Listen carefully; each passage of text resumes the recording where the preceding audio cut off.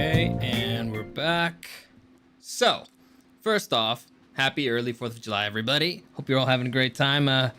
Let's break this down. Disney, the great American animation company, the great children's company, is bleeding money like hell. It's having a terrible year.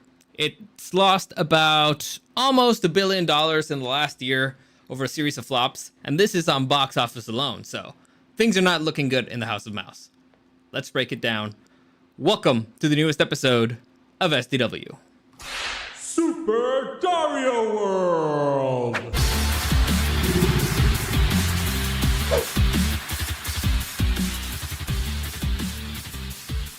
Alright, so first off, a few announcements. Since tomorrow is the 4th of July, we will not be having an Otaku Tuesday. Why? Because if you can hear me right now, I sound terrible, so I probably have another nasal infection, so that's not a good thing. Second is the 4th of July, and I'll probably just be, hanging out in a barbecue or something.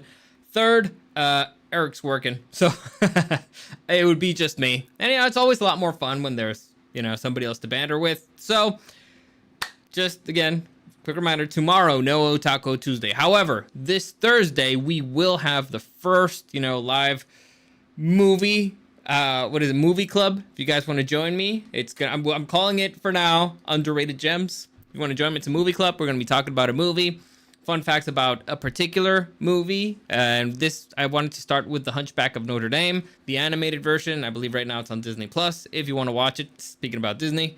And so there's many reasons why I picked this movie. The basic point is I saw it relatively recently again. Now as a grown-up, I'd only seen it as a kid and didn't care for it. As a grown-up, I saw it again, and I was like, wow, this movie's phenomenal. It's fantastic. I loved it. So check it out. If you want to look for something specific that we're probably going to talk about, I like talking about the villains.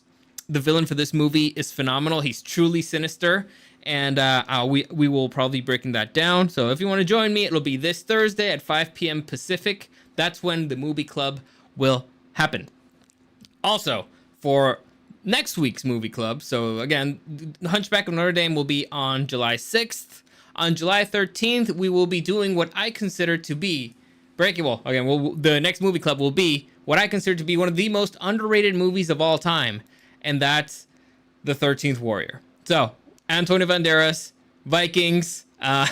For some reason, he's Arab. Why is an Arab with Vikings? I don't know, but the movie's phenomenal. I love it. I loved it since the first time I saw it. I quote it so many times. I believe a lot of you probably know it from that movie. You probably know the "Oh, there do I see my father," like the funeral chant. "Oh, there do I see my brothers and my sisters and my mother." Well, no. I don't remember how it goes. No, I think my mother and my sisters and my brother. Whatever. Point is, great movie. So again, first week, we're doing Hunchback of Notre Dame. That's this week. Next week, again, Thursday, 5 p.m., we're going to be doing 13th Warrior. We're just going to basically sit back, chill, and talk about movies. So there you go, if you want to join me. Also, again, usually we lay back. We have a few beers. We have a good time on Mondays. However, this is not the case for me because I am, unfortunately, as you can hear, have another nasal infection, so I'm taking medication, so I won't be able to join you with a beer. However, cheers to you guys. Hope you are having a good time. Hope you're enjoying your days off. Let's get started because this is fascinating. This is fascinating because for a lot of us, I believe Disney was really important growing up. A lot because our parents, we love the movies. We grow up. I think I grew up in like the golden era of the Disney movies. We got The Lion King, Aladdin came out, Hercules, Tarzan. You got Pocahontas, you got Mulan, and so we were like in that particular decade. I think Disney hit it out of the park, and now Disney has morphed into something else. It's expanded. It's bought more properties. It bought Star Wars. Everybody's very excited about that. It bought Marvel. Everybody was really excited about that. And they did really good for a time. And now, let's say things have taken a turn for the worse. So it's pretty shocking to see how far they've, fallen from grace. Like, I would never have expected. To me, it would seem like a sure thing to bet on Disney. until now. Like it's been really bad for the past few years, and I found a pretty interesting article that breaks it down pretty nicely. And so I'll just read you what they say, and I'll also add a few tidbits of information here and there. So, according to box office analyst Valiant Renegade, Disney's last 8 studio releases have cost the Walt Disney Company nearly $900 million in losses, and the media giant is bleeding it out. So again, $900 million over 8 movies. This is just on box office alone, meaning that they're still losing monies. They're losing monies. No, they're still losing money in other areas. We're only talking about the box office, but let me continue. The Little Mermaid, the live-action remake, and more recently Elemental from Pixar Studios are just 2 of the latest entries in a long list over the last 12 months from the House of Mouse of box office disasters, Renegade said. Renegade tracked the losses of Disney's last 8 releases, and I can show them here for you. You got Lightyear, which, by the way, Lightyear was a terrible mistake for several reasons. And first off, the movie got political, which is a bad idea. Second, then this is probably the biggest issue. They changed the voice actor for Buzz Lightyear. So in the Toy Story movies, the voice actor was Tim Allen. Tim Allen, kind of a big name, kind of a popular guy. But, the studio decided, you know what, maybe we should change him to somebody else because this isn't Buzz the toy. This is Buzz, the actual person who, well, quote unquote, the real person who inspired the toy in that world. So maybe he should have a different voice. Now, why? The logic behind that seems really silly to me, but whatever. It's their logic. Whatever. So they decided to change it to Chris Evans. Now, the movie was getting a lot of criticism because they added a lesbian character, and a lot of parents were like, what are you doing, Disney? Why are you adding lesbian characters to a kids movie? I don't want to have to explain all that stuff to my kids, so I'm not going to take my kids to see the movie. Again, this is something pretty important that Disney needs to realize. When you're making kids movies, your customers aren't kids, it's the parents. All right? The parents are your customers. Don't piss off your customers. Like, rule number one. Rule number one. In fact, if you want to follow a good rule for life, the quote that's attributed to Michael Jordan a lot, it's when they asked him about, was he conservative, liberal, that stuff, and he said, like, oh, I don't get into all that stuff. Why? Because conservatives buy shoes too. So that's a good rule for any company. Do that. Stay in your lane. So it got into a bunch of political dramas in Florida, and so they got politically smacked. And now they got into a bunch of social drama because they went against the parents. And not only did they change Tim Allen for Chris Evans, which again, it's a massive downgrade.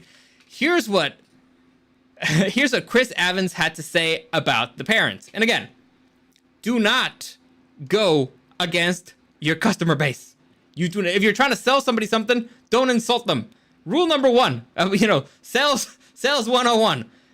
Except, maybe if your dick's last resort where people are there to be insulted. But generally speaking, bad idea. But anyway, this is from another article from Reuters.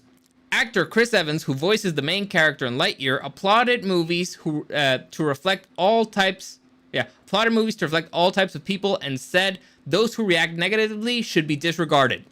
Here's a quote from Chris Evans. The real truth is those people are idiots, Evans said in an interview to Reuters television ahead of the debut of Lightyear in theaters this Friday. Every time there's been a social advancement as we wake up, the American story, the human story is one of constant social awakening and the growth, and that's what makes us good. So again, core message there. Those people are idiots. You're trying to sell those idiots something. And they decided, you know what? F you, you don't get my money. So, who's the bigger idiot? The bigger idiot is the one who flopped, because the movie flopped terribly. Terribly. But again, so this is just the first one. And that's pretty much the main reason why nobody watched it. Because they say that people are sick of these particular franchises. They were tired of Toy Story, blah, blah, blah. No, actually, the concept was pretty interesting. And I heard from some people the movie was okay. But again, you're making a movie for kids, and you're insulting the parents who are concerned about what you're doing, what the message is for kids. Not a good idea, because the parents control the money. Anyway, the movie flopped. So Next flop that they had was, this wasn't as big of a flop, but it didn't do, well, I'm going to skip this one. They had Strange World. So Strange World, again, same issue. I don't even know what this movie's about. I didn't particularly care, didn't see interesting, but again, they did the exact same issue as with Lightyear, except, you know, the cast didn't really insult parents, so one minor difference there. But they were very proud of having, like, the first bisexual main character or gay character there. And parents were like, yeah, I'm not going to take my kids to see that. Why? Because I don't want to have to explain it, because, you know, it's weird. So, nah. So, they skipped that one again. Not a good idea for Disney to, again, keep going into that particular... Again, they're going up against parents, which is stupid. You know, what group of people does not forgive? Parents. Not at all. Like, you piss parents off and you're done. Like, they'll never forgive you. Ever. Whatsoever. Why? Because you mess with their kids. And as far as I've encountered most good parents, they tend to hold a grudge whenever you whenever you go against their kids. So, bad idea. Next, what do we got here? We got The Little Mermaid. Now, this one bombed at the box office for different reasons, and the biggest issue was not mainly the domestic box office, it's the international box office. Turns out, people in Asia don't really like black people. It's a thing. And so China kind of, and we've known this for a really long time. Like, if you saw the posters for Star Wars, The Force Awakens and stuff, you know, the American poster has Flynn right up there. You know, you can, is it Flynn? I think so. Flynn right there, very prominent. And in the Chinese version, he's not even in the poster. So, in fact, for the poster for The Little Mermaid, they try to kind of hide her. And so, first off, this was just a cash grab, right? From the very beginning, every single live action, well, not every single, but most of the live action adaptations of the animated movies have sucked. It's basically the same thing as the animated movie, but worse. Unless it's The Lion King, because it was the same thing, but worse, and it was also an animated movie, except it was, you know, photo captured. So it was still I don't even know, they just made a more expensive version of it. I don't know.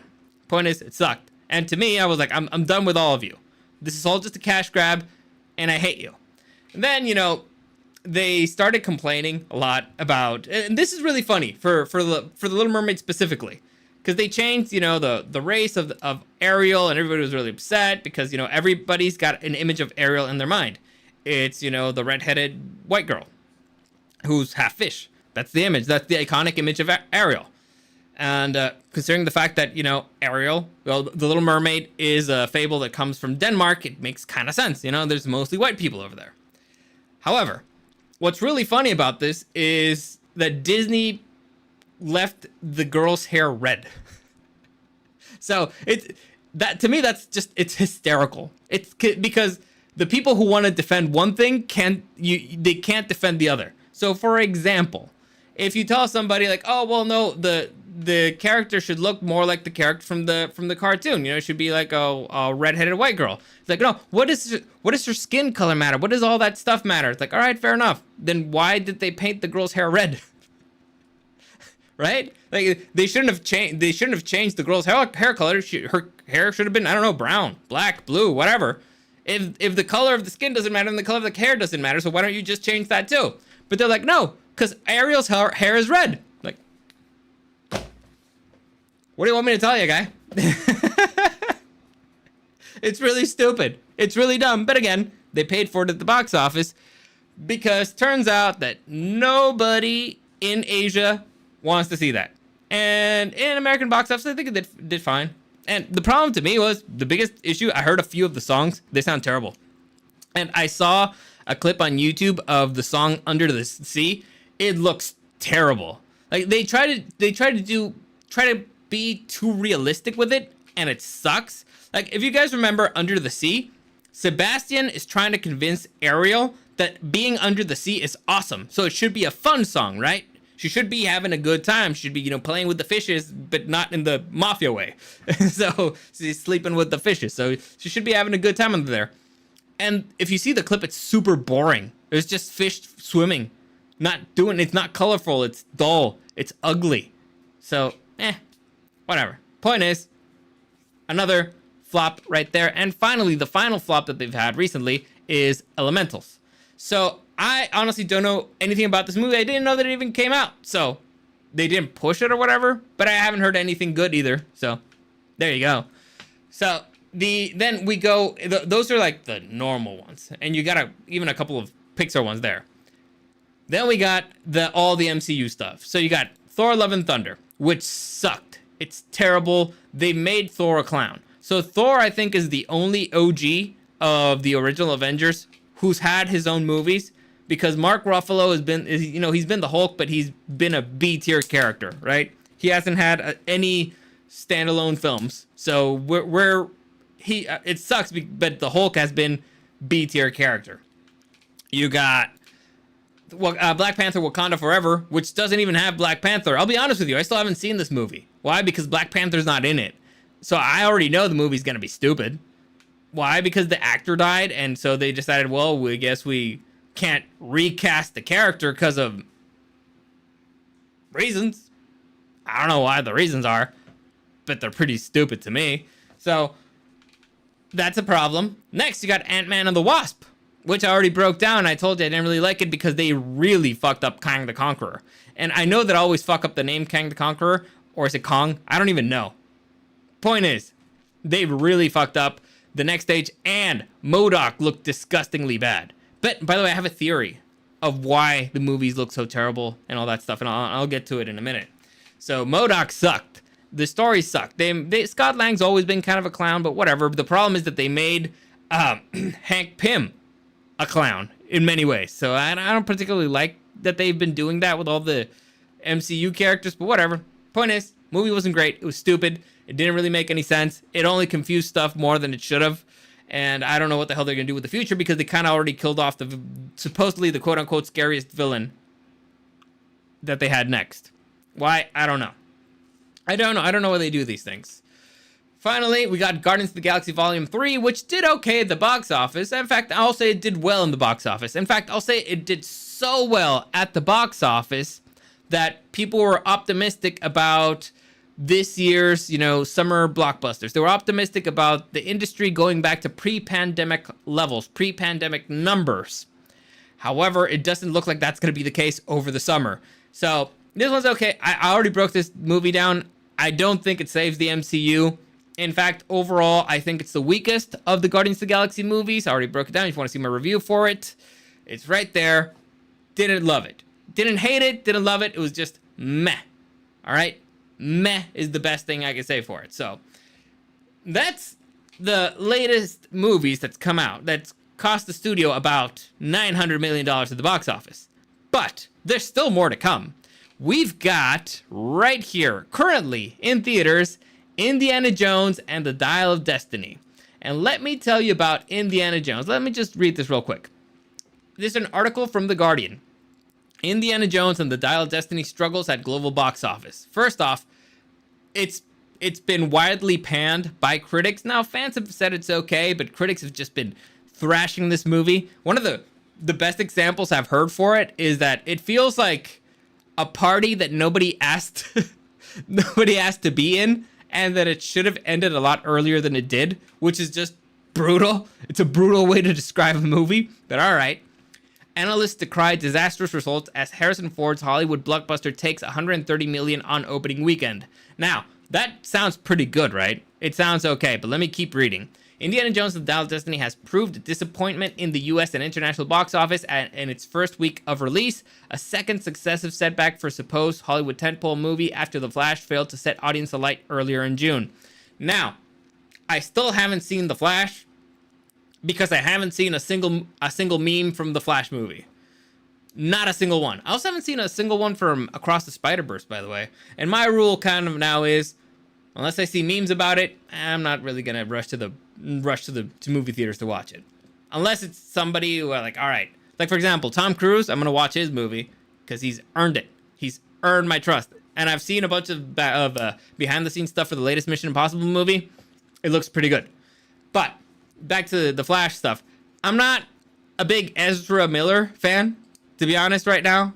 The dude's going on, let's say, serious legal issues, and so I don't feel like giving him my money.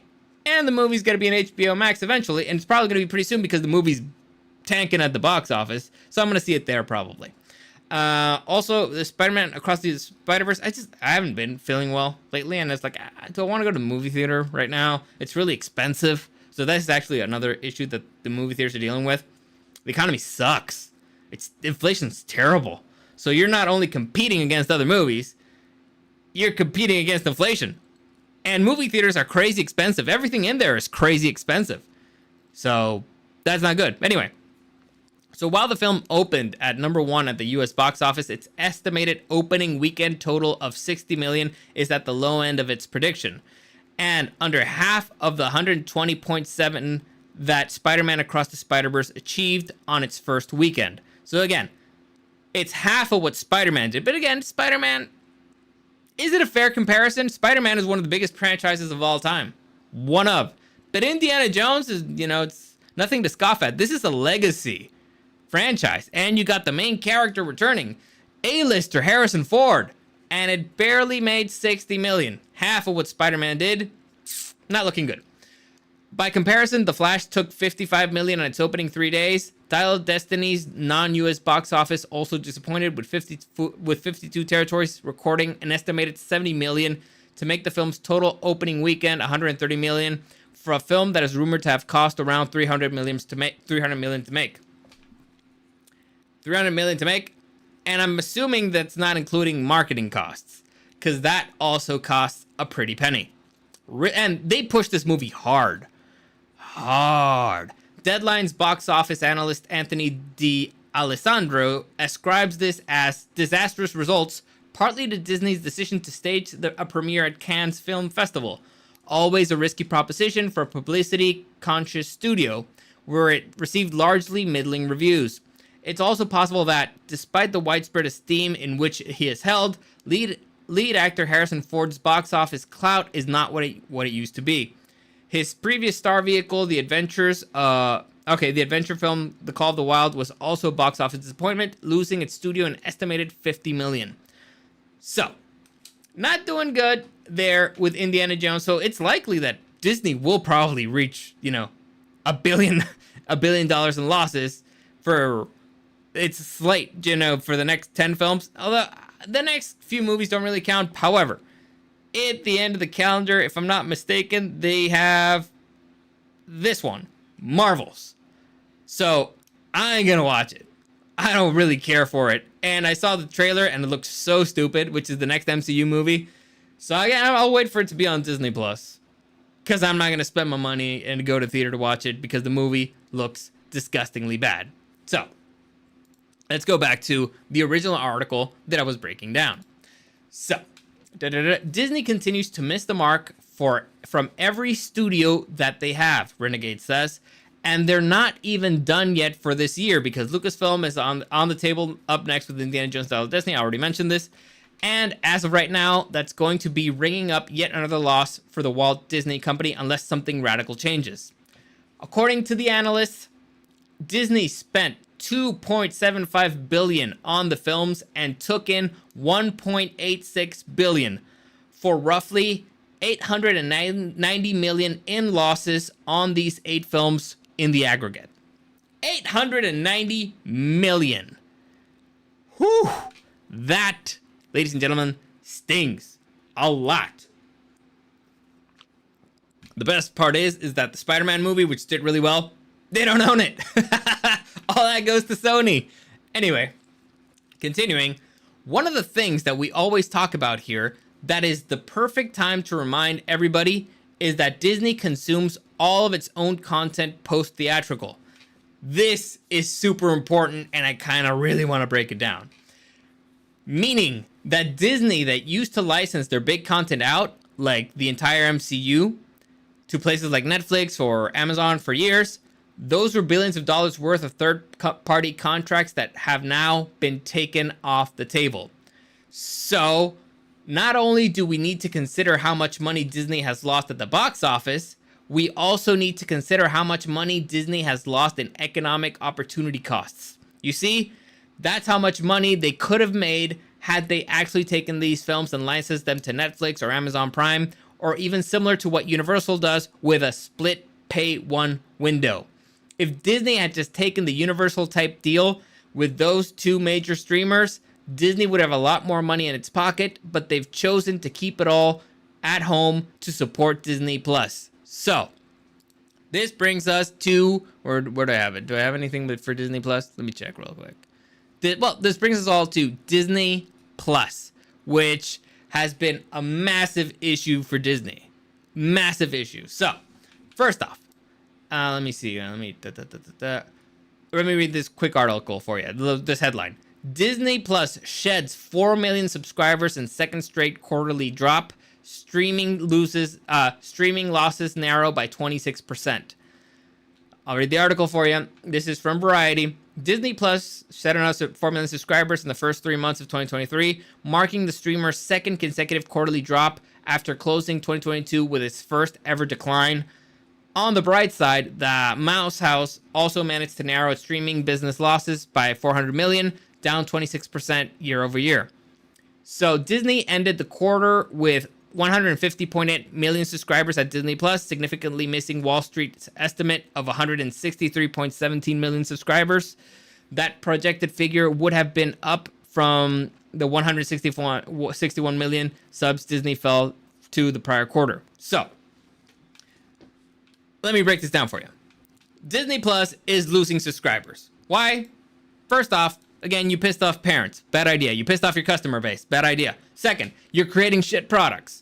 Why would we have you if you're creating shit products?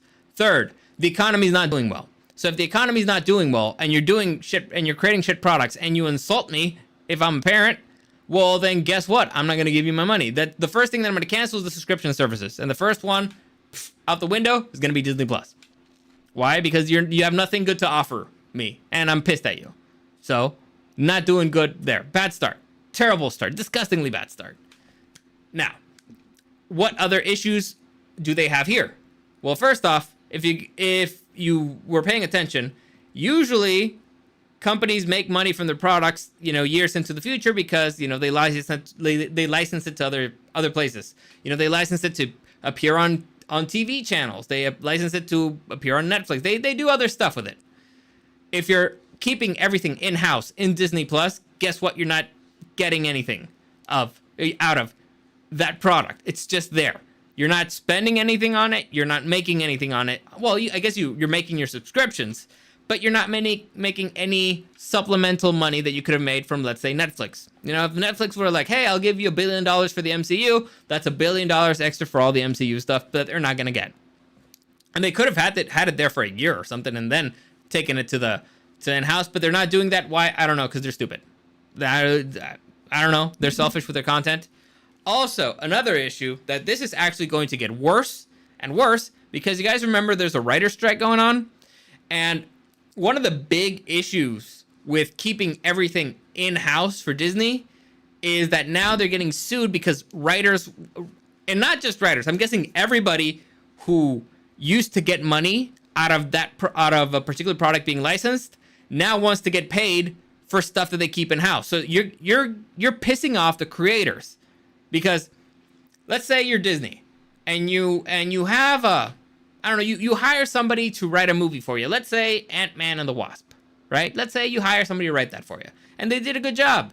And the movie goes down in theaters and it makes money and the guy gets paid, or the girl, I don't even know who paid it. I don't even know who wrote it. But and he goes happy. And then when the movie would have been sold, to Netflix for a while or Amazon Prime or wherever, and the guy would have made more money. Instead, Disney took it into their house, and they're like, all right, well, we own it now, and F you don't get any money for this. The guy would be like, what? Are you kidding me? Why would I work for you then? If I go work for Universal, I'll still get I'll get residuals because of the streaming services. That's a better deal. So, financially speaking, either Disney gives me more money up front, or F you, I'll go work with somebody else. And I think this is one of the bigger issues that Disney has and why they're just bleeding talent. Because nobody wants to work there. I mean, just look at the special effects of their movies. They look terrible. And these are $100 million movies. And the special effects look disgustingly bad. Again, Go see Ant-Man and the Wasp. Look at MODOK. It's disgusting. And so if those are the special effects people, the writers, I don't think they're gonna be happy. No wonder they have the worst writers in the world. Why? Because you can't afford to pay the good ones. Because the good ones are like, you're not giving me any money of residual. Like, oh, you aren't giving me anything afterwards. So F you, I'll go work with somebody who does. This is starting to make perfect sense. This is why they're not getting all the top talent anymore. At least, on the behind the scenes people. Let me see. Gus Becerra, sorry I'm late. What I miss? You doing Secret Invasion reviews? I haven't watched it. I don't really care for it. Maybe I will. Like, I'm torn between watching The Witcher or watching Secret Invasion.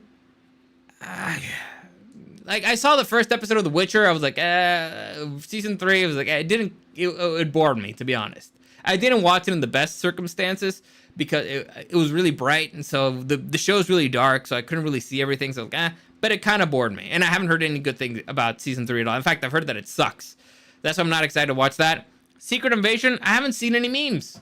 I haven't seen a single meme, and you know the rules. Like, if I'm gonna start something new, I need to at least see a meme. That means that it's gonna be interesting or whatever. So, not too excited for it. Chuck Dominguez, sorry for being late to the party. Don't worry about it. Let me just catch you up real quick. First off, to both of you, there will be no podcast tomorrow. No Taco Tuesday. One, because if you can hear me, I got a nasal infection, so talking is not really fun right now.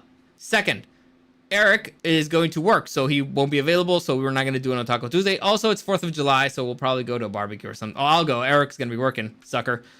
So that's why I know Taco Tuesday tomorrow, in case you cared. However, there will be on Thursday the first Underrated Gems, which is the movie club. It'll happen at 5 p.m. Pacific. We will talk about The Hunchback of Notre Dame. Afterwards, and for next week, which would be, let me just double check. So Thursday, July 6th at 5 p.m. Pacific will be Hunchback of Notre Dame. Thursday, July 13th at 5 p.m. will be The 13th Warrior with Antonio Banderas. One of the most underrated movies of all time. Perfect for underrated gems. So there you go. I'll tell you more about it the next week, but there you go. So in case you can kind of prepare and all that stuff. Anyway, what was I talking about? Secret Invasion is going to lead straight into the next 2 Avengers movies, no? No idea. Probably. But who even are the Avengers at this point? Who are the Avengers? I don't even know.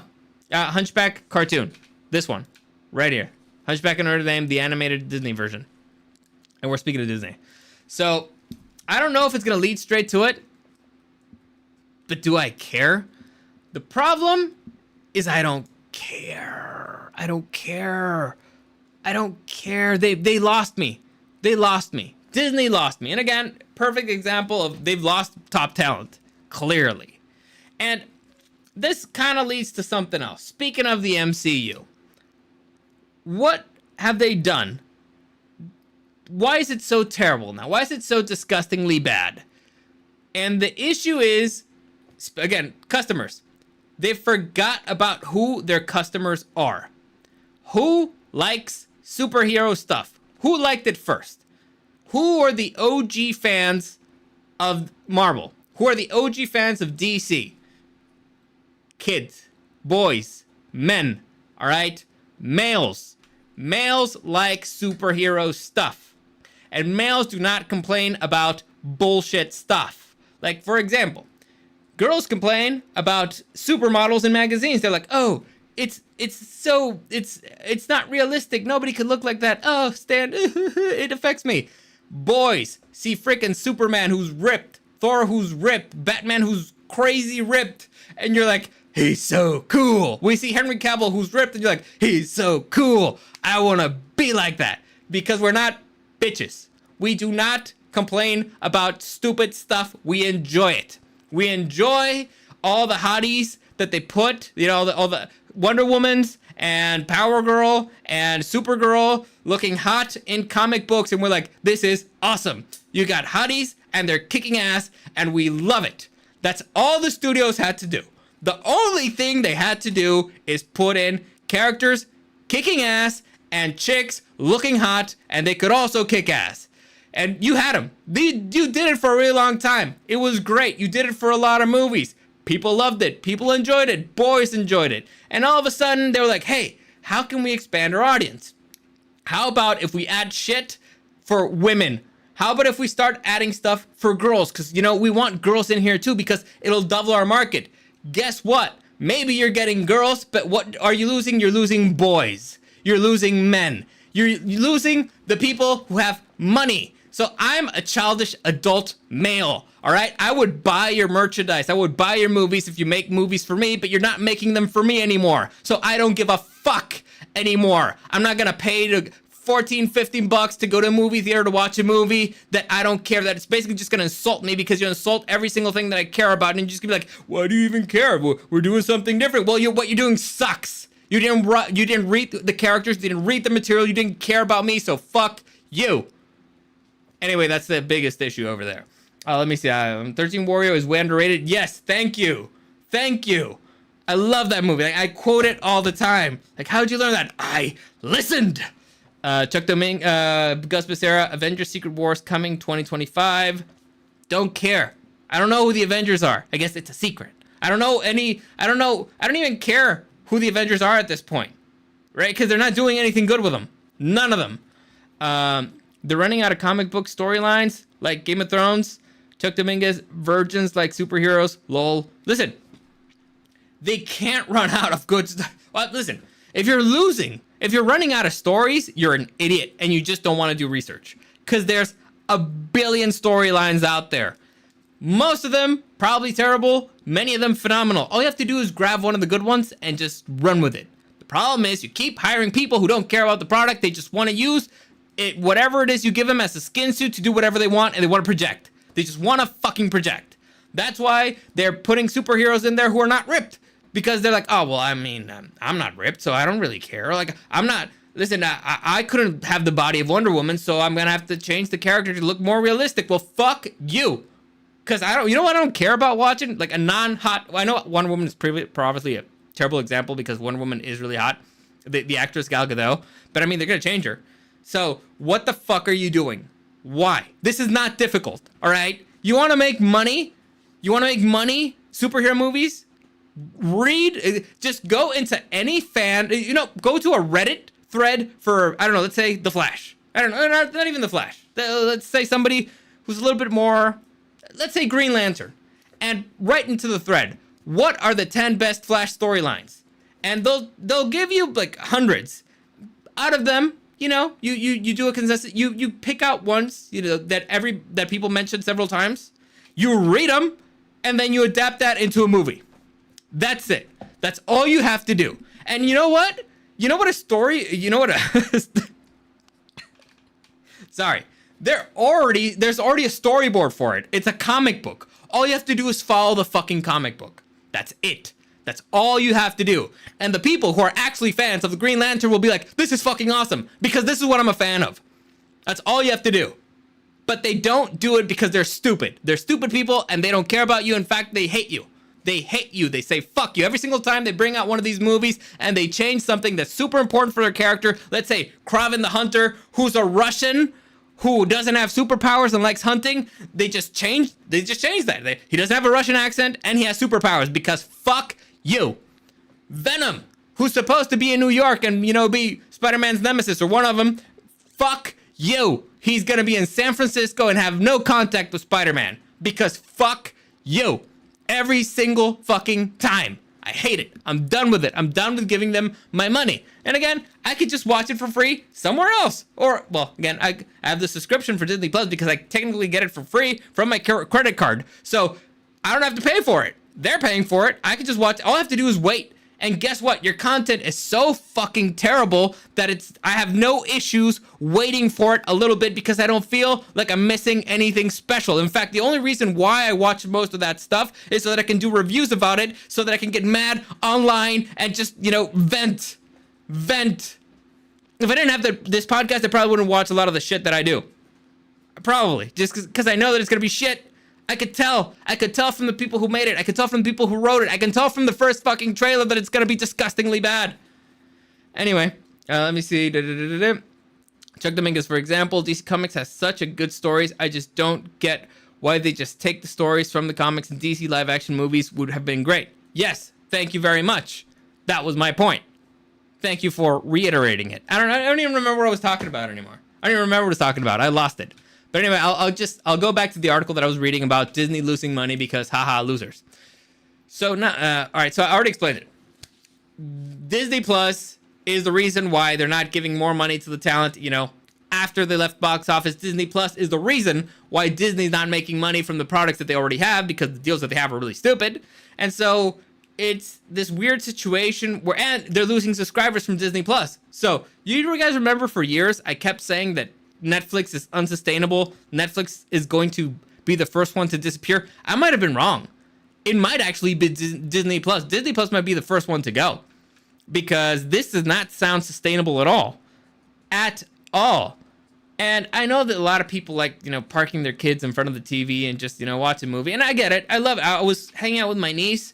I made her watch, the Hercules, the animated movie. I made her watch, what else? Winnie the Pooh. And so it's great. It's phenomenal. They have a lot of great content. We can find other content somewhere else. We can go to YouTube and watch content that people make for free. They put a little bit more effort into it. We do not need you. We do not need Disney whatsoever. We want good product. We don't need you. If you don't give us good product, F you. We will leave. In fact, the economy is not doing great right now. So leaving might actually be better for us because F you. Anyway, what was I saying? All right, so if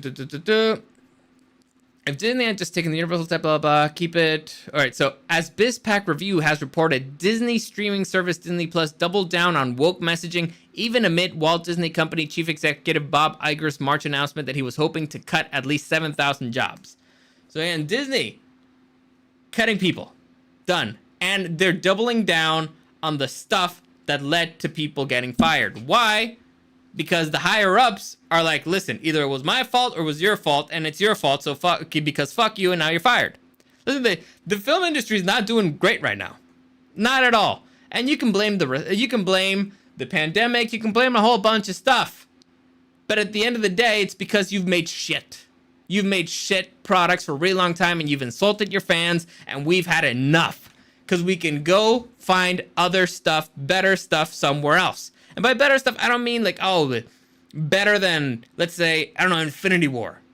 But we'll find stuff that's better than Thor Love and Thunder somewhere else. Because somebody else is making it. Case in point, not even going that far. Sony with the Spider-Man movies. Because, again, I haven't seen the newest one, but I've heard it's pretty good. Where are they going to see it? You got Tom Cruise still making Mission Impossible movies, making us excited to go see a crazy man do crazy stuff on screen.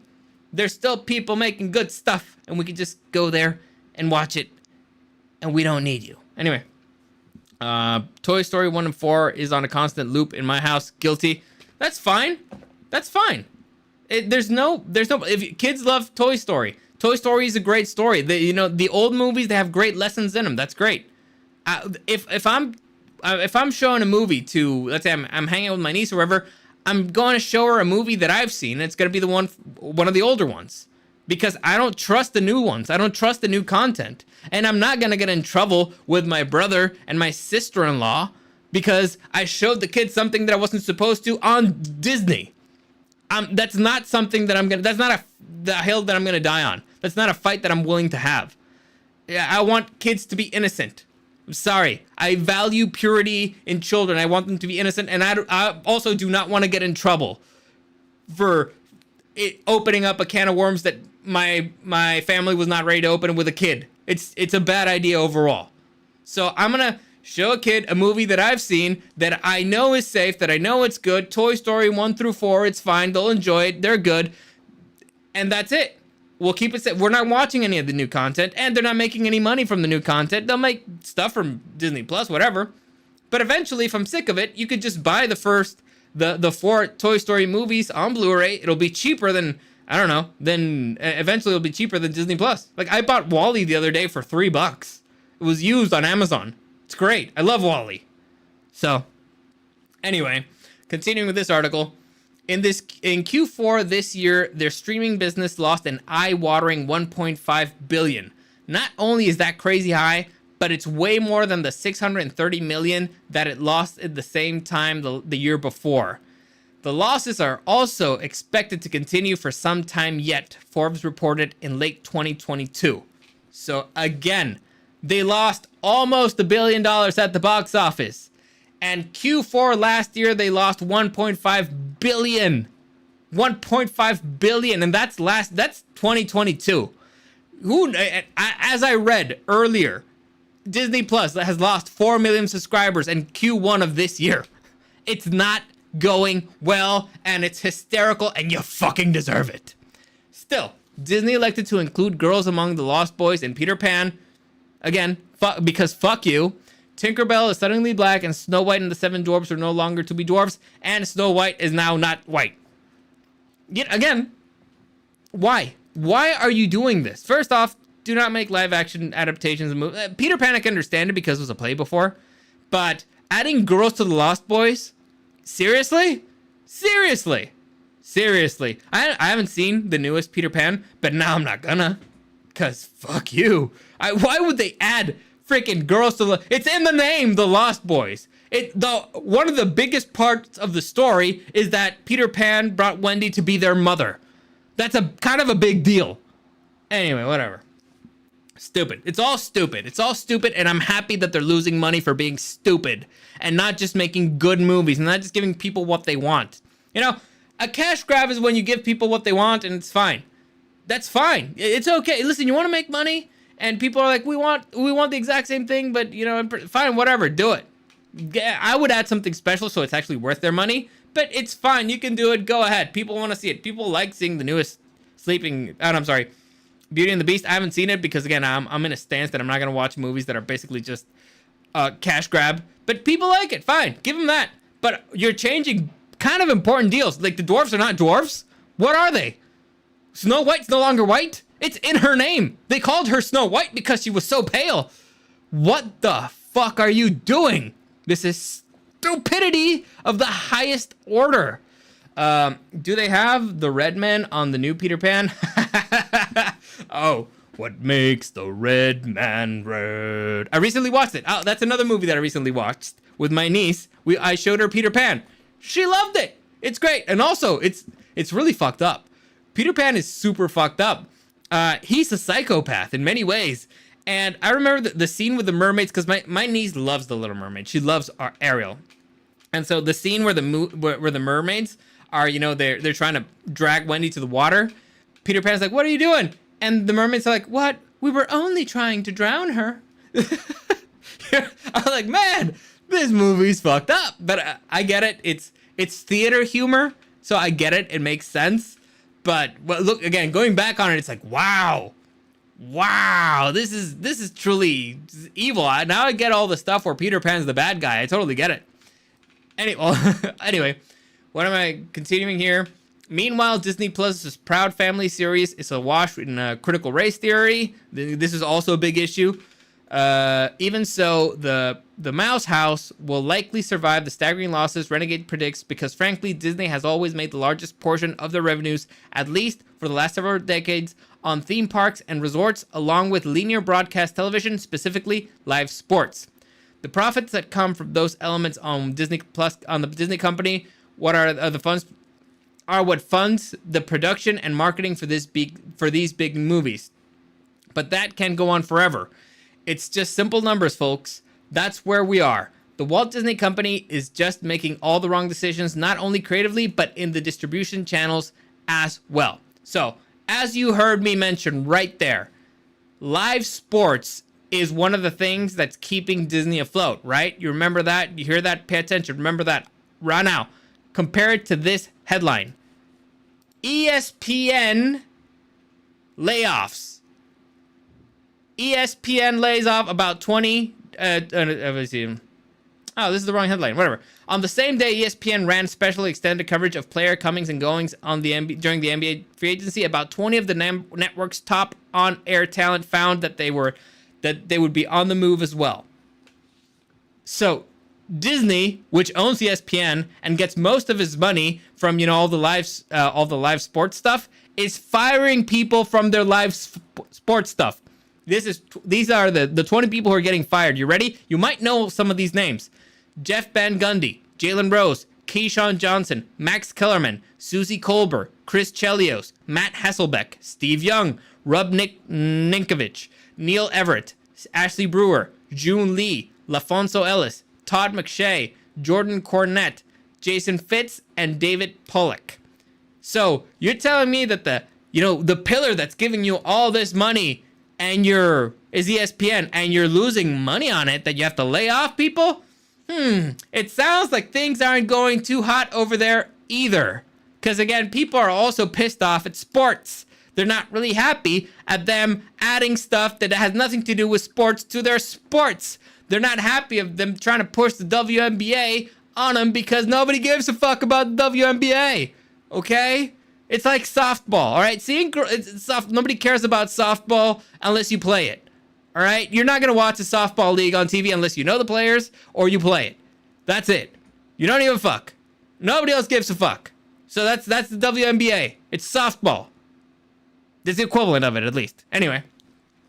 However, there is good news, and that's that anchor Pat McAfee was just signed to ESPN. So this was actually a pretty big controversy. A lot of people were like, hey, they just hired Pat McAfee and they gave him like, I don't know, $85 million 5-year contract for ESPN. This is great news. And then they fired a bunch of people from ESPN. And then everybody was like, hey, man, fuck Pat McAfee. Because of you, they fired all these people, blah, blah, blah. And Pat McAfee was like, whoa. And he's like, dude, I didn't do anything. It's not my fault. But I do hope that mass exits are never a thing again. So his response is actually pretty good. His response is like, hey, listen, I hope I give the company so much money that they don't have to do this again. But the problem wasn't hiring Pat McAfee. It's a good thing that they hired Pat McAfee. Pat McAfee's very popular. For those of you who don't know, he was a former NFL kicker. Now he's probably the most popular sports commentator out there. He's made a ton of money. And he's very popular because he's kind of just himself. And he's got a crazy personality. And for some reason, he roots for the Colts. I don't know why, but he does. And he knows a lot of people in the industry. So he's got Aaron Rodgers Tuesdays. With Aaron Rodgers is notoriously terrible with the media. He doesn't give a fuck about him, but he will go on the Pat McAfee show because Pat McAfee, for as far as I've seen, he's a good dude. And now they're attacking him. Why? Because ESPN is failing and they hired big talent to maybe try to rectify the ship. And guess what? When you hire big talent to try to rectify the ship, you gotta get rid of other people who maybe weren't doing much. Or they were just, a waste of money. They weren't doing what you wanted them to do. So get out of there. You bring somebody who's more popular. And guess what? I'm willing to bet that Pat McAfee alone is going to make them more money than all the other 20 dudes combined. Just him alone. Maybe. I could be wrong, but we'll see. Let's see here. You think the live action Princess and the Frog will have different race princess? You know what? It should. I would take back absolutely every single issue I had with Disney if they did that. I would be like, respect. Because you did it everywhere. Like, if you're going to change Snow White into a Latino girl, if you're going to make the Little Mermaid black, if you're going to make all this stuff, and you're going to make the princess, the princess from the Princess and the Frog, I don't know, Asian, I'd be like, respect. Respect. Because you're at least committed to it. All right? You're like, F it, race doesn't matter anywhere. I'd be like, that's actually pretty cool. Respectful. Honestly, I dig it. Good for you. I'd respect it. I think it's pretty cool. I hope they do it. I don't think they're going to do it. Why? Because we know why. Disney will get bought by an Arab prince. Mark my words. Listen, I don't think Disney is at that point yet. Well, we're still not done. We're still not done here. Disney will probably, if I have to predict, I don't think it's going to shut down. I think they're going to start licensing off content to other platforms. And that's what's most likely to happen because it's an easy way to make money. So I got the MCU here. I'll license it out to Netflix and I'll make $1 billion. Maybe, because I don't think if Netflix has the money, but Amazon for sure has the money. And so Amazon will have it and they'll do better. So maybe, or they'll start selling off the rights to stuff. So I don't think they'll sell the Marvel stuff because they have too much stuff, but maybe, I don't know, they'll sell Star Wars. Maybe they'll sell Fox some of the content. I don't know. But that actually would be the best thing that could happen. That would actually be better for all those franchises to just get out of the Disney grip. Because it's suffocating, it's terrible, and it hasn't been good, and Disney does not have the best people right now. It's going in a terrible direction. So the best thing that could happen was probably that they lose so much money that they're forced to sell stuff.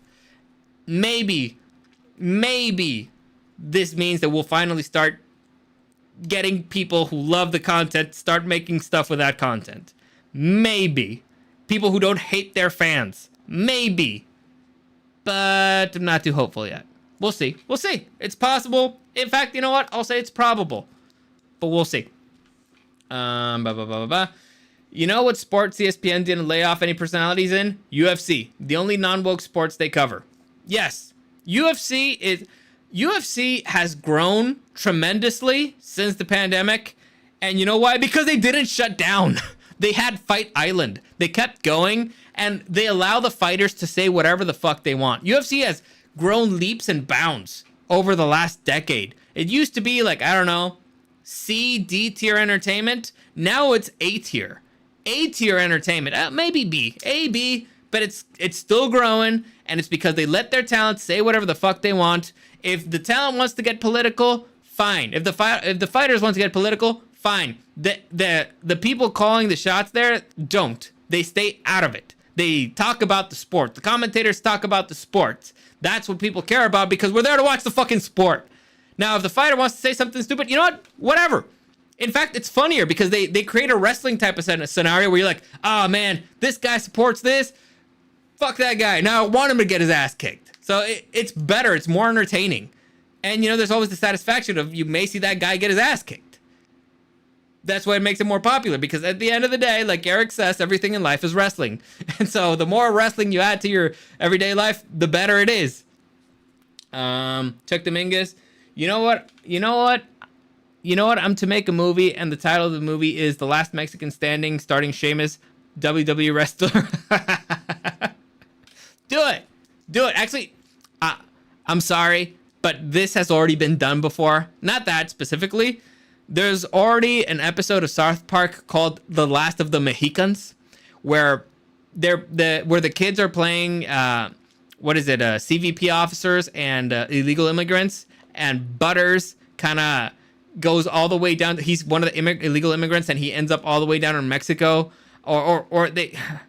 I think he ends up all the way down. I don't know. The point is, Butters gets lost, and so he gets hired by a Mexican family to, you know, clean their house, and they call him Mantequilla.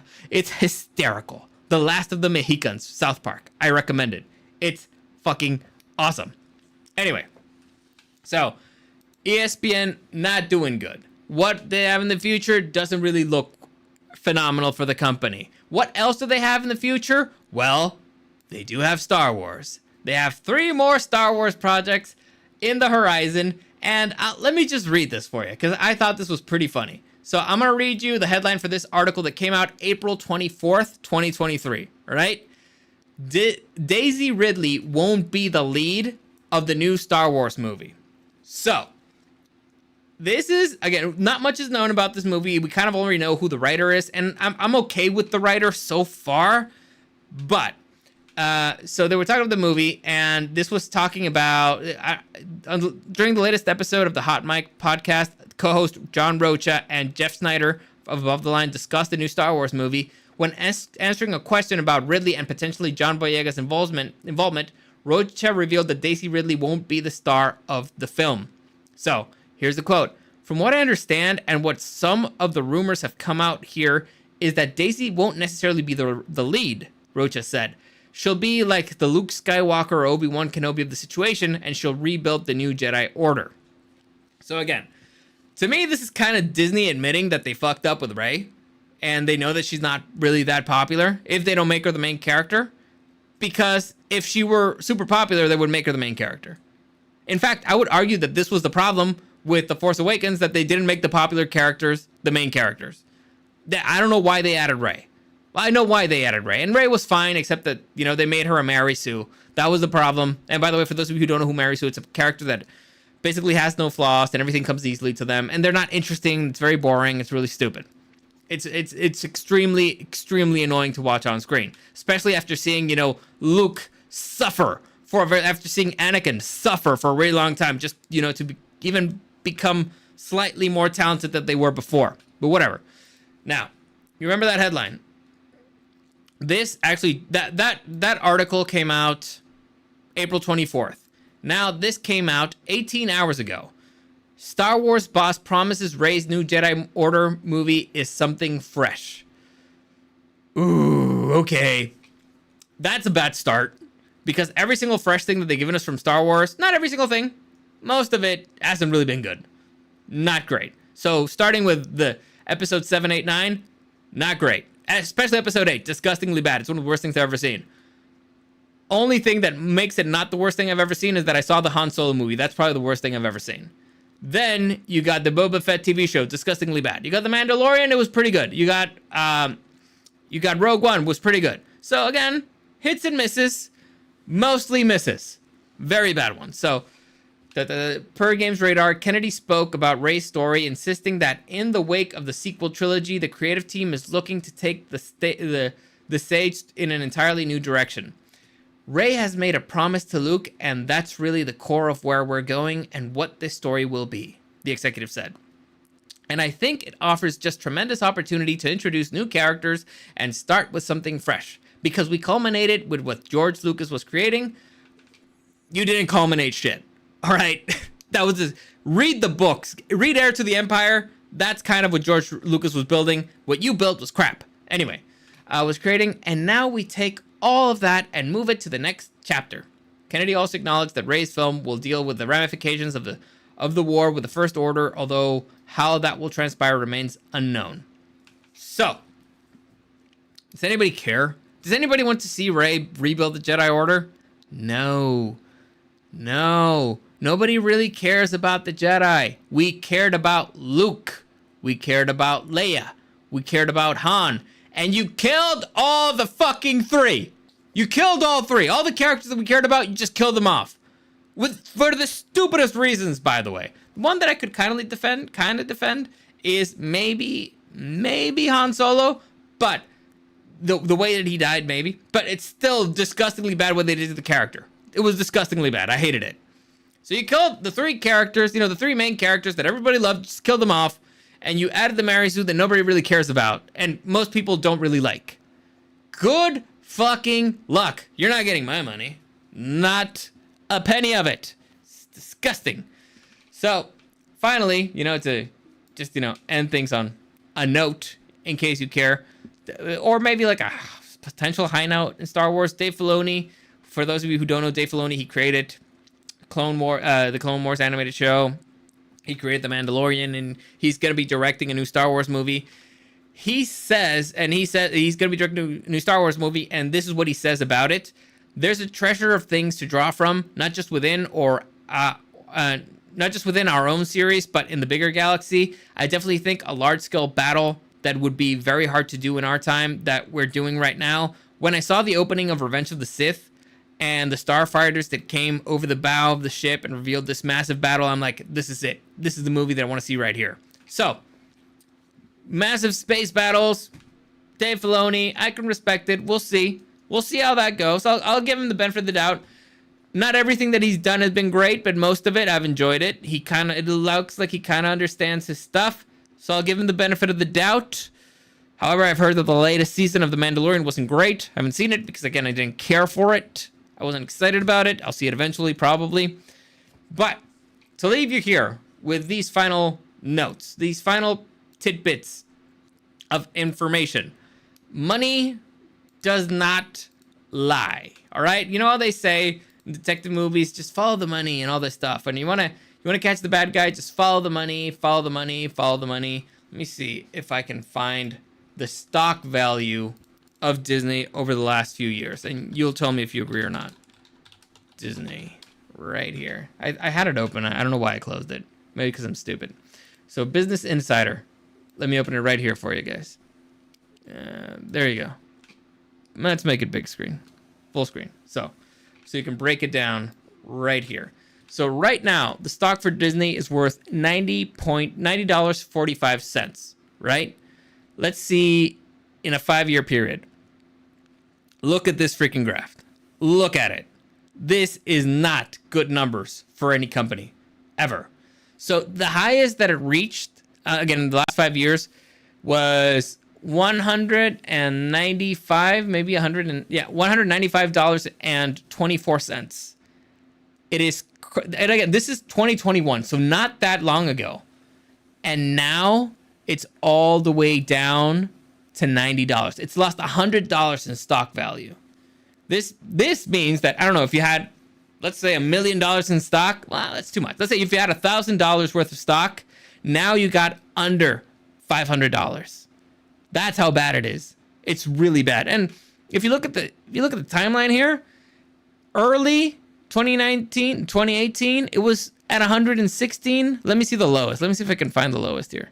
So 2018, it was around 100. That's fair. Then it went up during at the end of 2019. I'm guessing this is during Endgame, if I'm not mistaken. Then at 2020, it just tanked because pandemic. So about March, it hit its lowest, and its lowest is $93.53. So the lowest point of the pandemic was $93.53. Now it's lower. The stock of Disney today is lower than at the lowest point of the pandemic, right? Because it exploded after the pandemic, because that's when they released Disney Plus and all that stuff, and nobody was going anywhere, so we watched everything at home all during the pandemic. Then the pandemic ended. Then they started insulting parents. Then they started releasing shit products, and now it's all the way down at 90. Just keep that in mind. 93.53, March 2020, the lowest point it had been until today. Today it's worth $3 less. Keep that in mind, Disney. Keep that in mind, creators out there.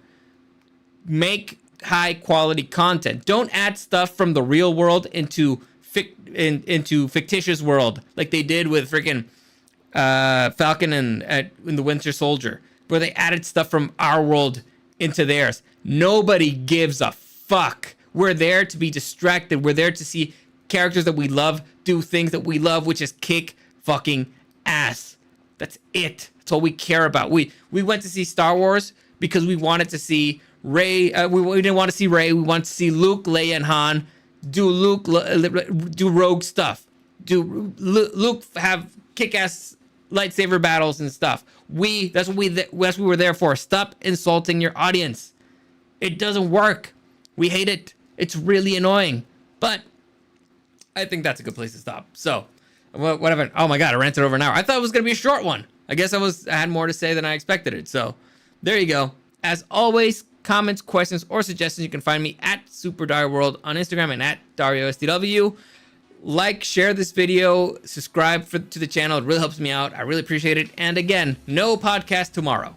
No podcast tomorrow. No Taco Tuesday, because I'm probably going to lose my voice, and Eric is going to be working tomorrow, so we'll pick that up again next week. However, this Thursday, the first ever Underrated Gems will start.